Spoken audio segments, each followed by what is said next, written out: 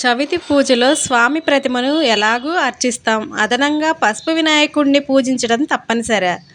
వినాయకుడు సిద్ధిప్రదాత. అందుకే ఓ పనిని తలపెట్టే ముందు వినాయకుడిని పూజించి దాన్ని విజయవంతం చేయమంటూ వేడుకుంటాం.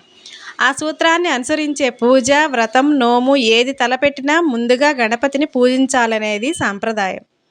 ఇదే వినాయక వ్రతానికి వర్తిస్తుంది. చవితి వ్రతంలో స్వామివారి విగ్రహాన్ని వరసిద్ధి వినాయకుడిగా పిలుస్తాం.